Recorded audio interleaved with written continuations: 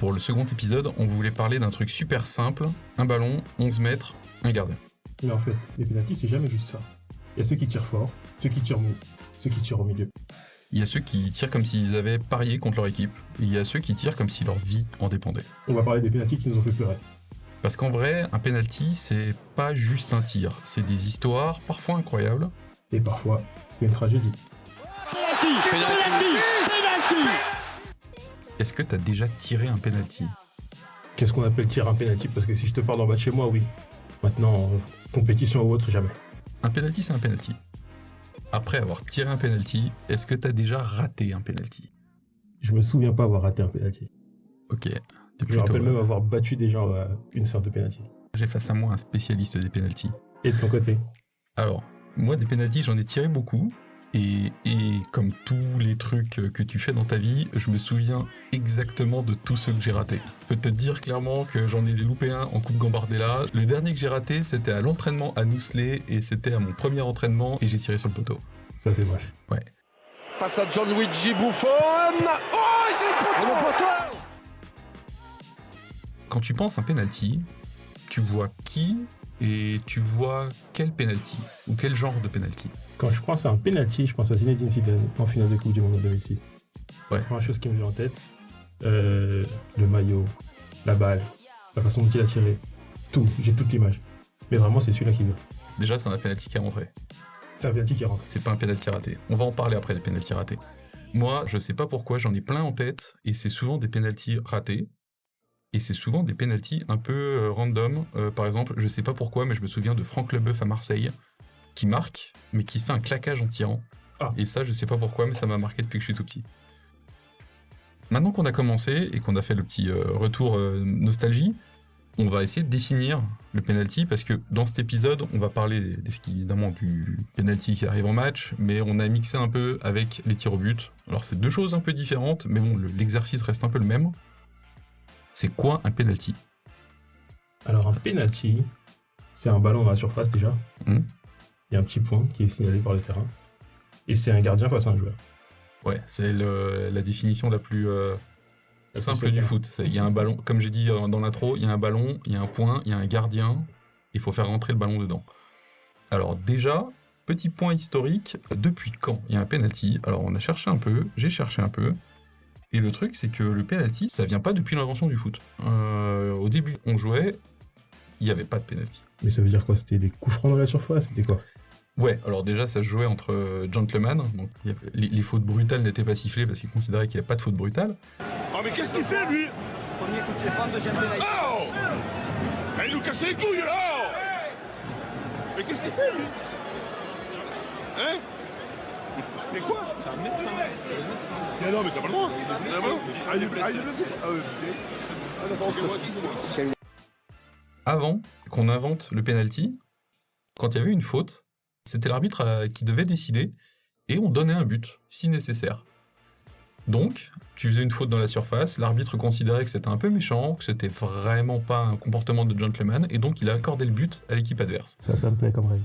Ouais, bon, peut-être que... On en est loin maintenant. Je suppose qu'après on en parlera, les Ghanéens auraient aimé ça. Mais voilà, en tout cas, c'est comme ça.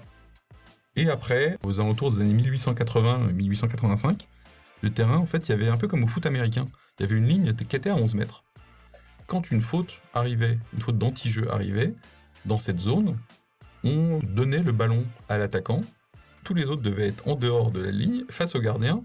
Mais par contre, c'était pas en un tir, donc il avait le droit de faire ce qu'il voulait. Il pouvait dribbler, il pouvait faire une passe en retrait, il pouvait faire absolument ce qu'il voulait. C'était juste, on repartait de cet endroit-là. Ok, c'est un peu comme le penalty MLS qu'on a connu. Ouais, ça ressemble un peu. C'est un peu un mix de ça.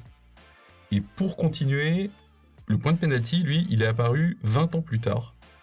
Donc pendant 20 ans, on a tiré des penaltys absolument n'importe où dans cette zone, et tout d'un coup, quand la surface de réparation est arrivée, ils ont eu l'idée de mettre un point au milieu, exactement au milieu, pour être à 11 mètres. Voilà. Et alors, j'ai pas noté le nom du tireur, mais en tout cas, dans un match de coupe random, il y a eu le premier mec qui a marqué un penalty.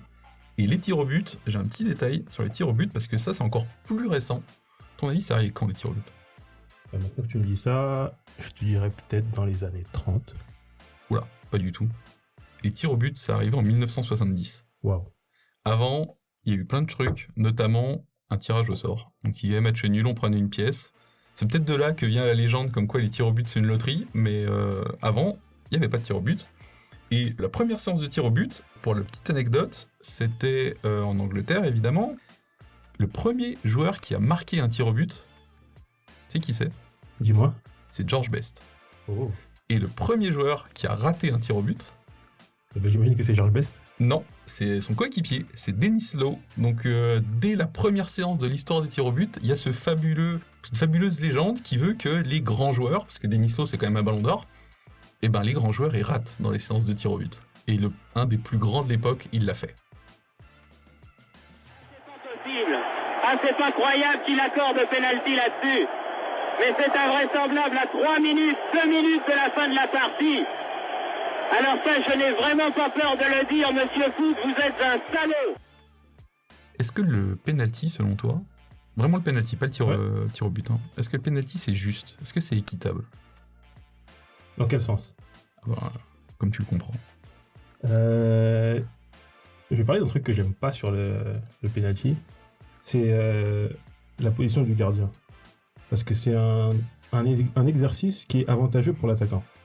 La cage est grande, le gardien doit rester sur sa ligne. Il est à 11 mètres, donc il y a plus de chances qu'il marque plutôt qu'il rate.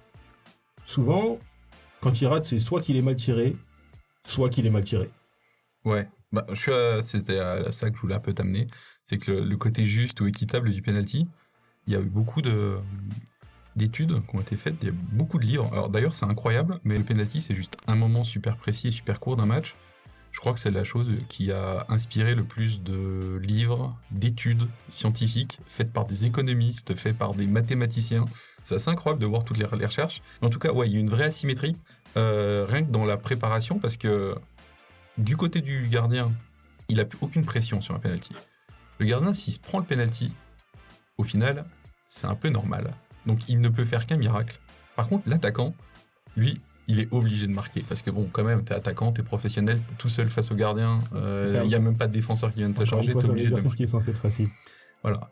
Et ça, c'est une vraie asymétrie, et c'est ce qui rend un peu le penalty soit injuste ou pas équitable. Et pourtant, il a des ratés. Et assez régulièrement. Assez souvent. Face à Manuel Neuer. 5e penalty italien. La main ferme de Neuer. Donc, ça va être... Là, on va attaquer avant de partir dans des exemples, etc. Moi, je voulais qu'on s'intéresse au point un peu psychologique. Il se passe quoi dans la tête d'un tireur et dans la tête d'un gardien au moment du penalty ? Avec ta petite expérience de tireur de penalty en bas de l'immeuble. Alors en fait, juste un point, pour avoir un peu cherché, et puis même moi avec mon expérience personnelle, quel que soit le niveau et quel que soit le match, c'est la même pression et c'est exactement la même chose. Ce qui se passe dans la tête d'un tireur de penalty, pour moi, la première pensée qu'il doit avoir, c'est où est-ce que je tire ? Ça veut dire décider d'un endroit où tirer, sans prendre en compte la position du gardien, sans prendre en compte la pression, le moment. Selon moi, il faut savoir déjà où tirer. Et alors, à ton avis, il faut tirer où ? Parce que je te dis, il y a plein d'études, il y a des statistiques incroyables sur les pénaltys. Moi, les pénaltys que j'aime, c'est en bas à droite. Donc, ras de poteau bien fort. Maintenant, je crois qu'il y a une étude qui dit que c'est plutôt en haut. Ouais. Alors là, il y a toutes les études. Il y a des mecs qui ont fait des études sur plus de 3000 et quelques pénaltys sur les 10 dernières années. Oui, plus tu te rapproches de la barre transversale, ça semble logique quand tu le dis, mais plus tu te rapproches de la barre transversale, plus tu marques, tout simplement parce que le gardien il peut pas aller là. Par contre, c'est là où il y a les pénaltys les moins tirés. C'est-à-dire que en volume, c'est en bas, au ras du sol, que les pénaltys sont tirés. Par contre, au niveau des pourcentages de réussite, c'est en haut. Donc c'est un peu un paradoxe, c'est-à-dire que les attaquants tirent là où il y a le plus de ratés. C'est quelque chose que je comprends dans le sens où tirer en haut, c'est risquer de la mettre au-dessus. Ouais. On l'a dit tout à l'heure, t'es obligé de marquer quand t'es attaquant et que t'es face à un penalty. Donc tu veux absolument pas avoir la pression, le regard de celui qui tire à côté ou de celui qui prend des risques inconsidérés. Donc oui, tu te limites un peu et tu vas faire le penalty un peu plus safe, voire même le penalty nul. Je pense que tu vois de quel penalty je parle, c'est le plat du pied un peu à mi-hauteur, c'est-à-dire là où le gardien va tout le temps. Autre point, parce que là on parle de la hauteur, sur le côté. À ton avis? Croisé? Plat du pied ouvert? Plein centre? Toujours mieux de tirer, selon moi encore une fois, et selon ma petite expérience, toujours mieux de tirer plat du pied. Maintenant, d'après l'étude, je pourrais pas te dire ce qui est le mieux. Alors selon l'étude, on va continuer dans les statistiques, et c'est pour ça que le penalty, c'est un exercice qui est fascinant dans sa psychologie et aussi dans ce que font les joueurs. C'est qu'au final, les joueurs, ils ne tirent jamais là où le pourcentage de réussite est le plus élevé. Okay. Si on prend les statistiques, le meilleur endroit pour tirer un penalty, c'est sous la barre, plein axe. Il faut absolument pas aller sur les côtés, il faut rester au milieu. Quand tu me parles de ça, j'ai une seule image en tête, c'est Sergio Ramos qui envoie une mine et qui passe tout au-dessus. Oh, Sergio Ramos can level it here. Oh, miles over. Ça, ce choix-là et ces statistiques, ça se rapproche un peu plus de ce que le gardien vit sur le penalty, parce qu'on a l'image, dans toutes les séances de tir au but, ou même dans n'importe quel penalty durant un match, les gardiens ils plongent. Les gardiens ils plongent tout le temps. Et c'est un peu ce que les gardiens, même quand on les conseille, on leur dit il faut choisir un côté et t'y vas. Mais pourquoi on leur dit ça, attendez? Et pourquoi ils font ça? Pourquoi un gardien, inconsciemment, il va aller plonger tout le temps? Alors là, je saurais pas te dire. Là, comme tu dis, souvent c'est ce qu'on leur dit. Et même aujourd'hui, on voit les gardiens qui ont sur leur bouteille de quel côté plonger selon qui tire sur une séance de tir au but. Mais je t'avoue que je saurais pas dire pourquoi ils plongent à chaque fois. J'ai le chiffre. Les gardiens, ils plongent à 97% du temps. Wow. Alors qu'il y a 22% des pénaltys qui sont tirés plein axe. Donc ça veut dire qu'il y a beaucoup plus de plongeons que de gardiens qui restent au milieu. Et ça, c'est un truc psychologique qui a été développé à cause de pénalty. Ça s'appelle le biais d'action. Et c'est juste à cause du regard des joueurs. Les regards soit de leurs coéquipiers et regards des supporters. Un gardien qui reste au milieu des buts, parce qu'il anticipe un tir au milieu, si ça va sur le côté, il va passer pour un mec qui a même pas fait semblant d'arrêter le but. Alors qu'un gardien qui va plonger, alors qu'il n'a pas plus de chance, voire même, statistiquement, il a moins de chances d'arrêter un ballon s'il plonge. Et ben les gens dans la tribune, ils vont se dire « Ah, ok, il l'a pas eu, mais au moins il a essayé. » Et c'est exactement ça qui empêche les gardiens de rester au milieu, même quand au fond d'eux, ils se disent « En fait, je sais que Ramos, il va tirer au milieu. Mais si je reste au milieu et que ce coup-ci, il ne tire pas au milieu, j'ai l'air d'un con. » Ça me fait penser à Onana sur la dernière séance contre le club de D4, où il sautait à chaque fois en retard. Parce qu'au moins il a sauté, même c'est bon. C'est exactement le biais d'action, de montrer aux gens qu'on a fait semblant, qu'on a fait quelque chose. Et c'est ce biais-là est l'exact inverse du tireur qui, lui, ne veut absolument pas aller trop sur le côté, parce que s'il va sur le côté et qu'il tire à côté ou au-dessus, il va avoir l'air d'un con aussi. Je continue avec toutes les études. Là, c'est le moment scientifique du podcast.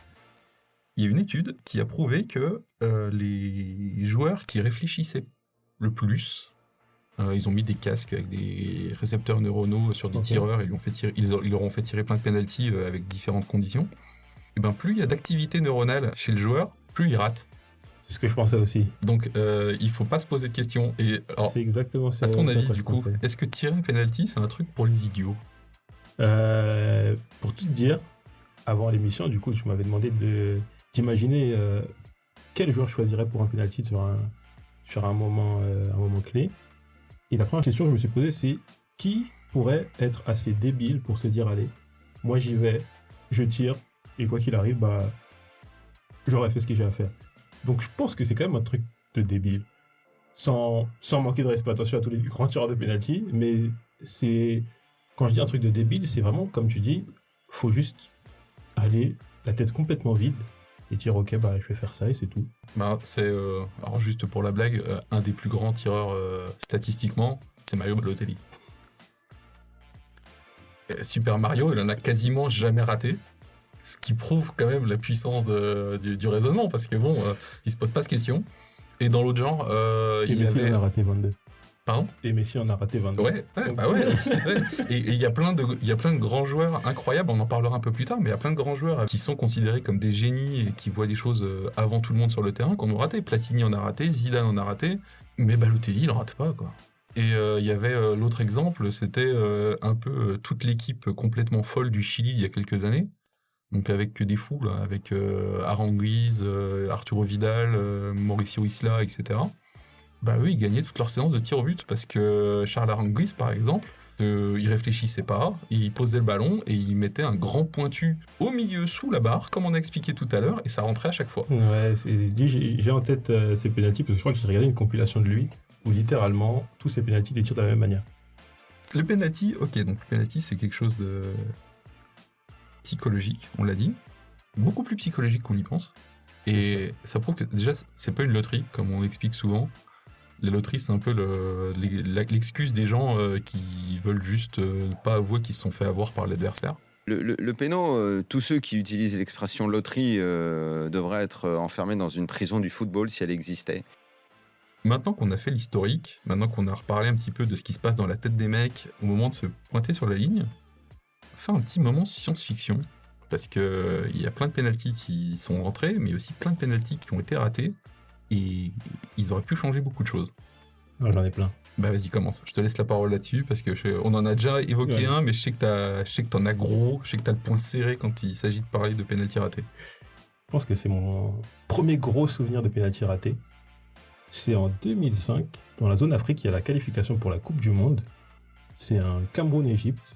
À l'aller en Égypte, si je ne me trompe pas, il y a eu 3-2 pour l'Égypte. À cette époque-là, on a encore les buts à l'extérieur qui comptent double. Le Cameroun a marqué à la maison, l'Égypte a égalisé, on est à 1-1. On est dans le temps additionnel. Et il y a pénalty. Donc à ce moment-là, le pénalty il est marqué, le Cameroun va en Coupe du Monde. C'est Pierre Womé qui prend le ballon. Il faut savoir que Womé, déjà, c'est un défenseur. À cette époque-là, on parle de 2005, des attaquants. Il y en a un tas au Cameroun. Il prend le ballon, il frappe, ça tape le poteau. L'arbitre siffle la fin du match, je crois, quelques minutes après. Le Cameroun rate la Coupe du Monde 2006. Et je me rappelle de ça surtout parce qu'il y avait cette légende, ou en tout cas cette histoire, parce que je pense pas que ce soit une légende, qu'au Cameroun, ils ont tout de suite brûlé sa maison. Et ça, c'est un truc où, sur le coup, je comprenais, je me disais, bien fait pour lui, mais au final, je me dis, mais ça va bien trop loin, en fait. Ça aurait pas été mieux d'aller brûler la maison de Samuel Eto'o plutôt? Parce que c'était à lui de prendre le penalty, non? Tout à fait d'accord. Et c'est pour ça, comme tu disais tout à l'heure, c'est quelque chose de psychologique. Un mec comme Samuel Eto'o, à ce moment-là, il est déjà à Barcelone, c'est déjà le grand attaquant du Cameroun, il est censé prendre la balle. Mais je pense que la situation fait que la pression est trop forte. On est au pays, il y a tout le stade qui va exploser si jamais tu marques, mais aussi tout le stade qui va exploser si jamais tu rates. Donc c'est un moment qui est bien trop fort, bien trop grand peut-être, pour que à ce moment-là tu prennes la balle et que tu y ailles, quoi. Donc c'est un penalty qui, comme tu dis, il m'a laissé le point serré. Je l'ai jusqu'ici, et dans ce moment de science-fiction, si on repart de là, on pourrait être dans un scénario où Samuel Eto'o il prend ce penalty, il marque, il qualifie le Cameroun, il fait la saison 2006 qu'il fait, il gagne la Ligue des Champions, et au hasard de quelques matchs, il finit en demi-finale de Coupe du Monde, par exemple. Et là, ça devient le Ballon d'Or, le meilleur joueur du monde. Incroyable. Ouais, et puis personne n'entend parler de Didier Drogba. Plus jamais. Plus grand attaquant africain. Bah, ouais, alors, pour rester sur le même continent et dans les pénaltys ratés super connus qui ont changé l'histoire, il y a évidemment celui d'Asamoah Gyan, la Coupe du Monde, avec la main de Suarez. Bah voilà, c'est l'exemple dont on parlait tout à l'heure. Dommage pour le Ghana, la Coupe du Monde aurait eu lieu en 1883. L'arbitre aurait certainement accordé le but en disant « C'est quand même pas sympa d'avoir fait main, voici votre but, messieurs les Ghanéens ». Bah là non, il y a un tir au but, après ce fabuleux arrêt de Luis Suarez. Très très drôle, j'ai re-regardé l'action, et il est même pas le seul à vouloir mettre la main. Il y a l'autre défenseur, je sais plus comment il s'appelle, qui lui aussi, il essaye de mettre sa main, il réussit pas à la toucher, mais Suarez, c'est lui qui est derrière.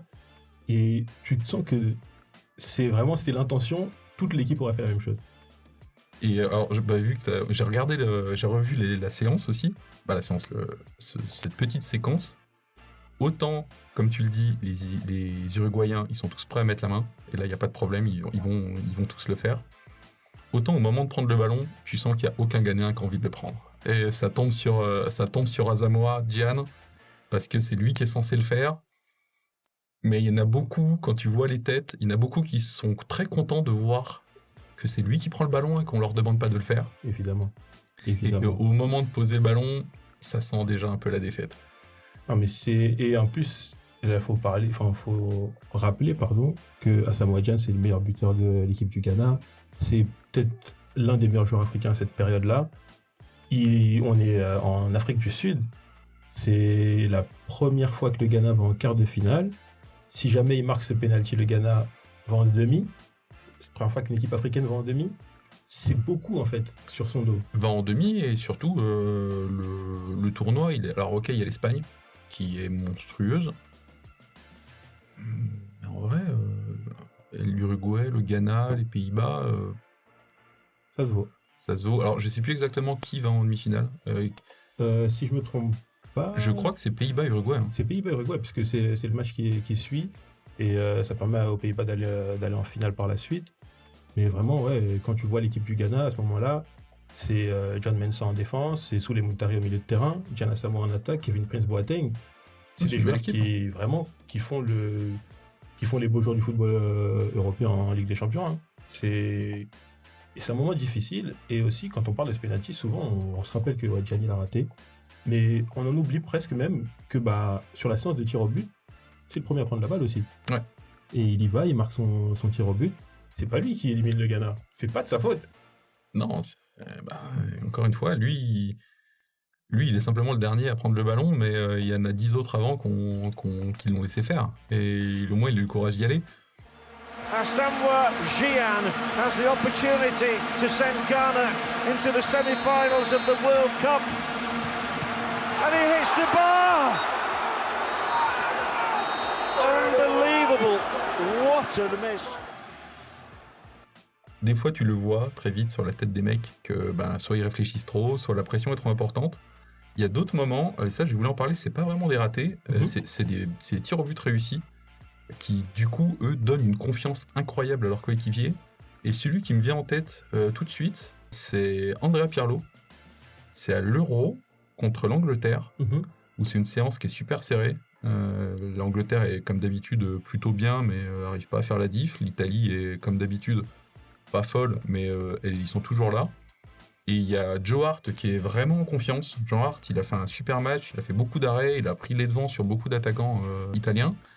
Pirlo arrive, et alors que tout le monde est stressé, Pirlo a l'air incroyablement détendu. Il est comme il est Andrea Pirlo, donc il est toujours très élégant. Et il fait une toute petite panenka au milieu des buts. Et c'est bizarre de voir les regards. Étonnamment, ce simple penalty fait changer la pression de sens. Tout de suite, les Anglais ont l'air beaucoup plus stressés. Et les Italiens sont beaucoup plus détendus de voir leur meneur de jeu, lui, ne pas avoir de pression. Et ça m'a fait penser à un truc, parce que j'adore les penalties. Et ça m'a fait penser à exactement la même action. C'est à peu près 16 ans avant, du coup, 16 ou 20 ans avant. Et pareil, c'est séance de tir au but entre l'Italie et les Pays-Bas à l'Euro 2000. Séance énorme aussi. Et c'est exactement pareil, c'est Francesco Totti qui y va et qui lui aussi fait une petite panenka au milieu des buts à l'extérieur, parce que l'Euro est aux Pays-Bas, donc le stade est tout en orange. Il y va et il fait une panenka face à Van der Sar, histoire de calmer absolument tout le monde. Et c'est pas le dernier tir au but, mais en fait, au moment où tu vois ça, tu sais que c'est fini. Ouais. Tu sais que c'est fini et tu sais que les Italiens ils seront devant parce qu'ils sont beaucoup trop détendus à ce moment-là. Et c'est fou comme la panenka, c'est vraiment ce symbole-là. Souvent, parce que là tu parles de Totti, tu parles de Pirlo, tout à l'heure je parlais de Zidane, et les trois c'est le même geste. Ça veut dire qu'il y a ce truc de... Ça va permettre de calmer absolument tout le monde. Ouais, en plus on est bien, nous on est en République tchèque, c'est trop bien de parler de la panenka. Donc pour ceux qui ne savent pas, c'est Antonin Panenka en 1976 à la finale de l'Euro contre l'URSS, si je me souviens bien, et qui fait ce petit tir tout mou, tout piqué au milieu des buts, parce qu'il sait que le gardien le connaît, et il sait que le gardien sait exactement où il tire d'habitude. Et lui, il s'est dit, le seul endroit qui reste, auquel il s'y attend pas, c'est un tout petit tir tout mou au milieu. C'est le même raisonnement que Zidane contre Buffon, c'est juste qu'ils se connaissent depuis 20 ans. Et alors la panenka, c'est un truc assez particulier, c'est que on se rapproche encore du truc du biais d'action de tout à l'heure. Quand tu le mets, c'est incroyable. Tu la rates. Quand tu la rates, il y a pas beaucoup d'actions pour te faire passer plus pour un idiot quand même. Moi je me souviens, alors je pense que vraiment les Italiens et les tirs au but, il y a un truc. Je sais pas si tu te souviens de ça, c'était l'Euro, c'est l'Euro en France, c'est quoi, c'est l'Euro 2016. C'est Italie-Allemagne. Et cette grande saucisse de Graziano Pellè contre l'Allemagne, qui veut... en fait, je pense qu'il a vu Pirlo contre Joe Hart, et il veut faire exactement la même chose. Il se pointe face à Manuel Neuer, et il lui montre, avant le tir, en chambrant, qu'il va lui faire une petite panenka. Il le provoque comme ça. Et parce que je pense que lui, Graziano Pellè, il s'est vu comme Totti, il s'est vu comme Pirlo, sauf qu'il a oublié qu'il était Graziano Pellè. Donc il fait cette provocation débile pour finalement faire un tir nul. En fait, déjà, il fait pas d'une panenka, il fait une sorte de plat du pied raté. Il le prend un peu du talon, je sais pas comment il se démerde. Il aurait pu se faire mal, le pauvre.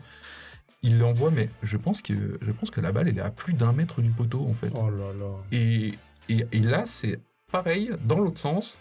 Alors que l'Italie est bien dans ce match, et elle est bien dans la séance, il y a donc lui, cette grande saucisse qui fait n'importe quoi, et ça fait changer le sens de la séance. C'est-à-dire que les Allemands sont déjà très forts là-dedans, ils deviennent encore plus incroyables.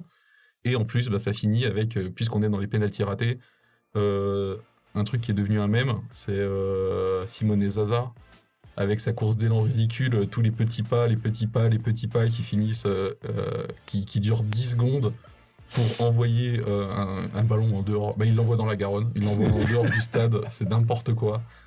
Il y a plein de débats énormes pour savoir, par exemple pour les séances de tir au but, est-ce que tu mets ton meilleur tireur au début, ton meilleur tireur à la fin, ton meilleur tireur en 3e, en 4e.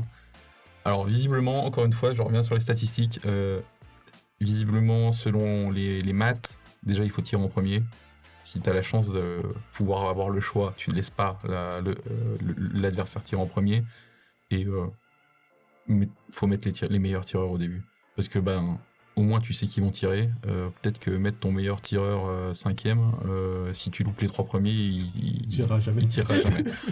Donc voilà, juste un truc, il suffit de regarder les grands clubs. Si tu prends le grand Real Madrid avec Ronaldo, Benzema, Modric, etc., Ronaldo il tirait pas en 4e. Il te mettait le premier, une fois qu'il avait fait son travail, c'était aux autres de se démerder, mais au moins lui, le sien, il était au fond. À côté, il y a un bon Dieu, croyez-moi. Il y a vraiment un bon Dieu. Quel scandale, c'est invraisemblable. Jamais vu un individu pareil. Il devrait être en prison, pas sur un terrain de football. Il y a un point, moi je veux ton avis là-dessus. C'est un truc qui est apparu depuis une dizaine d'années, je crois. C'est les courses d'élan. Oh là là. Les courses d'élan, et je sais pas si c'est pareil pour toi, mais moi, un mec avec une course d'élan ridicule, j'ai un plaisir incroyable quand je le vois tirer à côté. Tout pareil. Parce que vraiment, pour moi, c'est un truc, encore une fois, on l'a dit en début d'émission, c'est simple. On y va, on ne complique pas les choses, s'il vous plaît. Déjà, j'ai beaucoup de mal, encore une fois, comme on l'a dit aussi, déjà assez injuste souvent pour le gardien. Donc si en plus, il y en a certains qui se permettent d'avoir des arrêts dans la course d'élan, qui se permettent d'avoir ces petits trucs qui font en fait, qui changent tout dans l'exercice, ça me déplaît. Et comme tu dis, les courses ridicules où tu mets 10 minutes avant d'aller tirer ton penalty, ou sinon tu fais des zigzags ou je sais pas ce que tu fais, bon, moi j'en veux pas. Ouais. Moi je sais que je suis peut-être un vieux con là-dessus, mais entre les pénaltys de Jorginho ou les pénaltys de Bruno Fernandes, l'épisode sur le numéro 10 n'est pas encore sorti, mais on reviendra sur Bruno Fernandes. Mais les tirs au but comme ça, j'y arrive pas. J'aurais toujours plus de tendresse pour les mecs. Les premiers qui me viennent à l'esprit, c'est des défenseurs qui sont considérés un peu comme bourrins. C'est les tirs au but de Van Dijk ou d'Harry Maguire. Oh, moi je les aime, c'est là. C'est simple, c'est clair. Et c'est tiré, comme on le disait tout à l'heure, c'est dans les zones où le gardien ne va pas la chercher. Exactement. Donc Harry Maguire, tout le monde se fout de sa gueule, tout le monde pense qu'il est nul.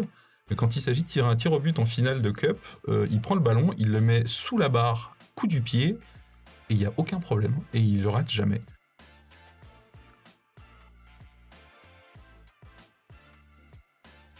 T'en as parlé tout à l'heure. Si tu dois choisir un tireur, actuel ou passé, parce qu'il faut absolument mettre ce tir au but ou ce penalty, et il n'y a pas d'autre choix, c'est ce joueur-là. Je vais essayer de faire quand même actuel pour avoir des joueurs qu'on voit encore jouer. Et parce que j'ai longtemps réfléchi, je pense que j'envoie quelqu'un comme Jamie Vardy. Parce que Jamie Vardy, c'est déjà une chance pour lui d'être ici. Ok, il est déjà heureux d'être là. Et puis on parlait des idiots, il est quand même... Mais du coup, je sais que lui, il va prendre le ballon, tout ce qu'il veut c'est tirer fort, et après chambrer le gardien. Je sais qu'il va faire ça, il va tirer fort, ça rentre, il va chambrer le gardien. Je suis assez d'accord. Je suis assez d'accord avec ton choix. Hein. C'est Jamie Vardy, comme on disait, il a un peu tous les points. C'est-à-dire que le mec, il s'en fout un peu d'être là. Il est un peu trop fou pour réfléchir aux éventuelles conséquences. Il va pas se faire chier avec une course d'élan ridicule. Il va avoir envie de mettre juste une grosse mine. Donc je suis assez d'accord avec le choix. De ton côté ? Moi, j'essaie de trouver un... il y en a un que j'aime beaucoup, mais c'est parce que j'ai vu toutes ces compiles sur YouTube, etc. Et ça a l'air d'être un tireur de penalty incroyable. C'est Ainsley Maitland-Niles de Lyon. Alors, c'est un joueur que j'aime bien de base, mais c'est pas une superstar. Hein. Il gagnera jamais le Ballon d'Or. J'espère pas, sinon ça veut dire le niveau du football actuel sinon. Mais en tout cas, il a l'air, lui, d'avoir... alors, je sais pas s'il est complètement idiot, mais en tout cas, il a l'air d'avoir une détente, un sang-froid, et je sais pas si c'est parce qu'il est détendu ou si c'est parce qu'il s'en bat les couilles. Mais en tout cas, il est jamais... pour l'option 2, mais... Ouais, mais en tout cas, il a jamais l'air stressé au moment de prendre le ballon, et c'est tout le temps bien tiré, c'est tout le temps... c'est sans stress. Entre lui et Bruno Fernandes, clairement, je prends Maitland-Niles. Et maintenant, je vais te retourner la question. Quelqu'un que tu prendrais absolument pas. Que je prendrais absolument pas. Quel joueur? J'ai pas pensé à ça, mais... Lui, c'est sûr qu'il va la rater. Sur le sens, tu le mets 11e. J'ai trop parlé de Bruno Fernandes, mais non, j'en trouve un autre. Je sais pas le joueur, mais je sais le poste. Parce que ça, c'est un truc que j'ai remarqué depuis que je suis tout petit. Je fais pas tirer le latéral gauche. Le latéral gauche, je sais pas Pierre pourquoi. Pierre Womé. Je peux te citer, il y a eu Lizarazu en 1998, il le rate. L'arrière gauche, il est pas fait pour ça. Ils sont très bons, et on en a besoin, c'est utile, c'est sympa, des arrières gauches. Je suis là, tout de suite, je suis incapable de te dire un arrière gauche en qui j'aurais confiance pour tirer un tir au but. En fait, le seul qui me vient à l'esprit qui tire des coups de pied arrêtés, c'est Di Marco. Et j'ai pas envie de voir Di Marco prendre un penalty, donc non, pas Di Marco. Non, vraiment un arrière.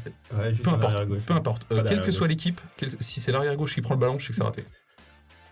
Et toi ? Moi, de mon côté, c'est quelqu'un. Après, j'ai peut-être un truc contre lui, mais ça, l'histoire nous le dira. Aurélien Tchouaméni. J'ai l'impression que c'est le genre de mec qui va réfléchir à ce que le monde entier va penser, qui va se dire attends, mais il faut que je fasse comme ça. Ah, mais attends, il y a Paul Pogba, il a fait ça juste avant moi. Ah, mais attends, Patrick Vieira aussi tirait peut-être comme ça. Ah, peut-être que je devrais... Oh, je sais pas trop. Et du coup, il va y aller en réfléchissant beaucoup trop. Et je le mets en 11e, quoi. Il s'agit derrière le but d'Emiliano Martinez. Faut pas le manquer, celui-là. Non, Aurélien Tchouaméni à côté. Je vais faire une phrase de vieux con, mais j'ai l'impression qu'il y a plein de joueurs comme ça, et c'est pour ça qu'il y a de plus en plus de pénaltys ratés.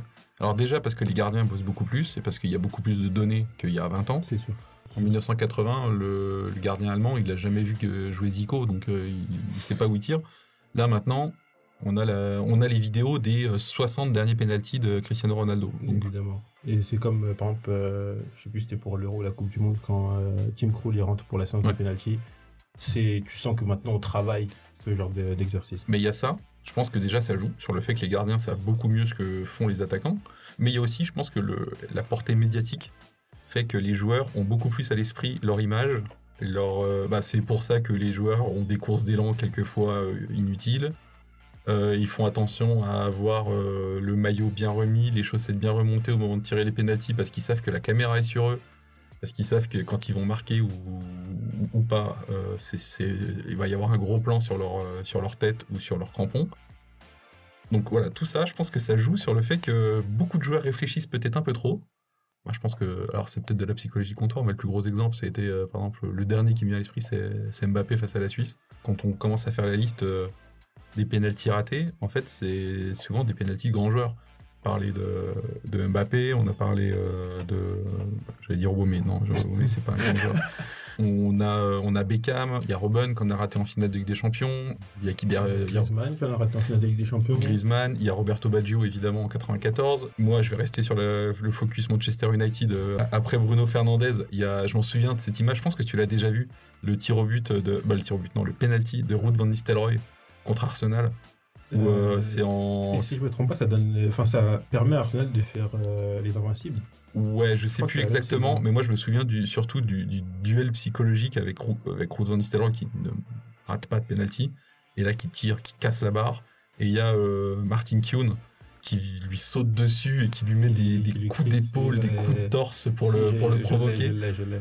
Et ouais, si je me trompe pas, c'est parce que c'est la période où il y a la grosse rivalité Arsenal-Manchester, et c'est la même saison où ils font les invincibles, et s'ils perdaient ce match-là, ça leur empêchait de faire cette saison. Mais en tout cas, voilà, des grands joueurs, on en a. Alors c'est bizarre, on ne l'a pas encore cité, alors que c'était un des premiers trucs qu'on a cité au moment d'avoir l'idée de cet épisode. Il y a Riquelme aussi, qui est le dernier numéro 10, un des plus grands techniciens, un des plus grands génies, un des plus grands cerveaux des 20 dernières années. Peut-être que lui, il a trop réfléchi aussi, et il a raté son tir au but pour aller en finale de Ligue des Champions. Ouais, là, il n'y a pas de caméra, mais j'ai la larme à l'œil. Parce que pour moi, Juan Román Riquelme, c'est le joueur qui aurait dû être le plus grand joueur du monde. Vraiment, tout était écrit, c'était ce mec qui est pas le plus rapide, mais qui est le plus classe, le plus beau à avoir joué. Et c'est pour ça aussi qu'on a fait cet épisode. Au final, c'était cette histoire de s'il marque ce penalty, il y a un monde, il prend la Ligue des Champions, ça devient le Ballon d'Or, ça devient vraiment celui que je pense qu'il aurait dû être. Et non, c'est raté. Arsenal va en finale, Arsenal perd contre le Barça sur un coup du sort, et au final ça crée la plus grande dynastie du Barça, alors que tout ça est juste accroché peut-être au pied de Riquelme. C'est fou. Donc, c'est fou. Et il y en a plein des comme ça, où des pénaltys où l'histoire elle aurait pu changer du tout au tout. Il y a David Beckham, si je me trompe pas, c'est 2004. Non, c'est 2002, je pense, c'est la Coupe du Monde 2002. La Coupe du Monde 2002, où il y a tout le buzz autour de lui. Et il glisse et il envoie une saucisse dans les tribunes. Ouais. Et je pense que David Beckham, en plus, avec l'image qu'il avait pour le football, les institutions auraient fait en sorte qu'il devienne aussi la grande icône que c'est, encore plus, aussi avec des résultats sportifs. Pour l'Angleterre, ça aurait été incroyable. C'était en tout cas, il faisait partie d'une génération où les Anglais avaient, comme d'habitude, ils en ont toujours, mais une équipe aussi incroyable. Ça change l'histoire du football s'il le met. J'ai cité Baggio aussi. Que sont les années 90 et 2000 au foot international si c'est pas le Brésil qui prend la Coupe du Monde, mais si c'est l'Italie qui en gagne une? Est-ce que dans les fins des années 90, le plus grand joueur de l'histoire et qui reste parmi les plus grands joueurs de tous les temps, c'est pas Roberto Baggio, parce qu'à cette époque-là, il est inarrêtable. Roberto Baggio, the saviour of Italy throughout this tournament. He's missed it, and Brazil win the World Cup.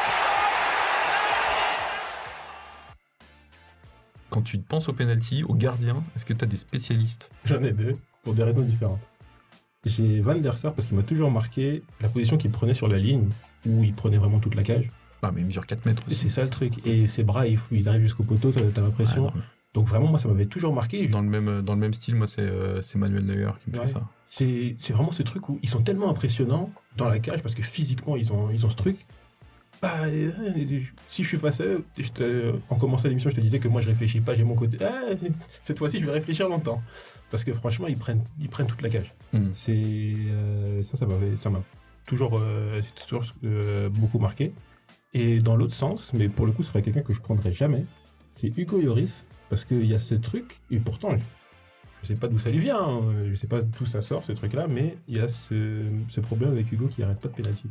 Après, je sais pas, peut-être qu'il était en avance, et peut-être que lui, il n'était pas marqué par le biais d'action, et c'est pour ça qu'il reste au milieu. Il attendait que quelqu'un tire au milieu, et malheureusement, personne ne l'a fait. C'est juste pas de chance. Mais oui, Lloris, en fait, il dégageait un truc... de je vais pas l'arrêter, quoi. C'est ça. C'est exactement ça. Et là, pour le coup, le dernier que j'ai en tête avec lui, c'est un penalty qui a été raté. C'est celui d'Harry Kane. Je crois que c'est la Coupe du Monde. Oui, c'est la Coupe du Monde. Ouais, où Harry Kane, il a deux penaltys dans la séance et le deuxième, il le met complètement au-dessus. où clairement je me rappelle être devant ma télé et me dire c'est fini pour nous quoi. C'était le contraste en plus qui était horrible pour la finale, où tu vois Lloris, où tu t'as pas confiance, tu sais qu'il fera pas grand chose. En face, t'as Martinez qui est clairement pas. Je pense qu'en global, c'est pas un gardien qui arrive à la moitié de ce que peut faire Lloris dans ses cages. Mais sauf que t'as l'impression qu'il est plus grand, t'as l'impression qu'il est dans la tête des mecs. C'est ça. Et après, on parlait tout à l'heure des shifts pendant les matchs, pendant des séances de tir au but. Il a eu son shift lui pendant le match. Ouais. Il a eu ce moment où il s'est dit ok, aujourd'hui je suis sur un nuage. Et Lloris, j'ai jamais eu pour le coup. Et là, j'ai en tête aussi la finale de Champions League contre Liverpool où il n'y a pas ce truc. Après, je pense que là, par contre, j'ai pas d'études. Mais j'ai l'impression que pour les gardiens, j'ai la sensation que c'est un peu pareil que pour les tireurs. Il faut être un peu fou aussi pour être un bon gardien de tir au but. Par exemple, je me dis que les gardiens un peu trop rationnels, un peu trop calmes, qu'on voit comme des gens gentils, sympathiques, genre Lloris, qui d'autres, Ter Stegen, tous ces mecs-là, ils sont pas connus pour être vraiment très bons sur les tirs au but. Par contre, t'as des fous, des mecs qui ont soit un truc en plus ou en moins, genre Martinez, Manuel Neuer, Chilavert. Étonnamment, ils sont bons quand même sur ces tirs au but. Tu sens que eux, c'est un peu le duel psychologique de tout à l'heure. Ils prennent le devant sur l'adversaire. C'est ça. Ils sont fous. Il y a un tireur fou qui pose la balle parce qu'il est sûr de lui. Bah ouais, mais Manuel Neuer en face de lui, il est encore plus fou en fait. Et c'est comme ça qu'il gagne. Donc, je peux comprendre. Et alors, moi, je voulais parler de 2-3 phénomènes qui ont réussi à mixer les deux. Parce qu'il y a peut-être qu'ils se sont dit qu'il n'y a rien de tel qu'un fou qui arrête des buts pour aller en marquer. C'est les gardiens qui vont tirer les pénaltys. Alors moi, ça m'a marqué quand j'étais tout petit, parce que quand je regardais la Bundesliga, à Hambourg et après à Leverkusen, il y avait, en plus il a un nom incroyable pour être à la fois gardien et marqué, c'était Hans-Jörg Butt, qui a joué au Bayern après. Et Hans-Jörg Butt, il tirait. Et c'était, alors ça a donné une action incroyable où il marque, il célèbre, l'équipe adverse fait l'engagement vite et marque sur l'engagement, parce qu'il n'est pas dans ses cages. Ça arrive, c'est un risque à prendre. Mais il en a mis beaucoup, je n'ai pas le chiffre en tête, il en a mis beaucoup. Et après, il y avait Chilavert, que j'ai cité tout à l'heure, qui lui me tirait même les coups francs. Au Brésil, il y avait Rogério Ceni, qui a mis plus de 200 buts ou 100 buts, je sais pas combien. Le mec était tellement fou qu'il jouait avec le numéro 0-1, parce qu'à l'inverse du 10, parce qu'il ne pouvait pas jouer 10, donc il était gardien. Et voilà, donc des gardiens qui tirent les pénaltys, il y en a. Tu parlais d'Onana, je l'ai vu dans la séance le week-end dernier, là, quand ils ont été éliminés. Au moins, il l'a marqué. Ouais. Il l'a marqué. Il a mieux tiré que son homologue. Ouais, il a surtout. Son tir était beaucoup plus propre que ses tentatives pour arrêter les pénaltys adverses. Et d'ailleurs, en parlant d'Onana, et j'avais écouté une interview de lui, et ça rejoint ce qu'on disait, il expliquait que pour être gardien de but, il faut être complètement fou. Donc, je pense que c'est ce qu'on disait aussi tout à l'heure. Donc, j'imagine encore plus. Si jamais tu dois aller tirer un penalty, il faut que tu sois 2 fois plus fou. Ouais, ça va. C'est un truc où... parce que comme tu dis, là, t'es gardien de but, et tu te dis, allez, c'est moi qui vais tirer le penalty. Quand même, hein. En tout cas, voilà. Là, je pense qu'on arrive un peu à la fin du sujet. On a fait le tour un peu de tous les penaltys ratés qu'on avait en tête, les penaltys marqués qu'on avait en tête. Faut aller voir sur YouTube, il y a plein de compiles de pénalty ratés, plein de compiles de pénalty marqués, c'est incroyable. On touche à la fin de l'épisode. On va faire notre petit remerciement à Magenta Experience Center de T-Mobile, parce qu'ils nous mettent à disposition le studio pour enregistrer, et c'est incroyable, parce que maintenant on n'aura plus de bruit derrière nous, on a du matériel incroyable. Merci à eux. Merci T-Mobile, je vais payer ma facture avec grand plaisir, et je serai très heureux de le faire désormais. Et c'est tout. Je pense qu'il n'y a rien d'autre à rajouter. C'est tout pour nous. On va aller s'entraîner. On va aller poser le ballon à 11 mètres et envoyer des mines devant nous. Et je vais essayer de refaire le penalty de Pires et Henry. Cette fois-ci, on va le marquer. Celui-là, ouais. Faut encore qu'on décide qui fait Pires, qui fait Henry. Mais, tant que tu me lances pas le regard de Thierry Henry après, c'est bon. Face à face entre Zidane et John Luigi Buffon. Je regarde pas. C'est parti, la Panenka. Est-ce qu'elle est dedans? Elle est pas dedans. Oui, elle est dedans. Oui,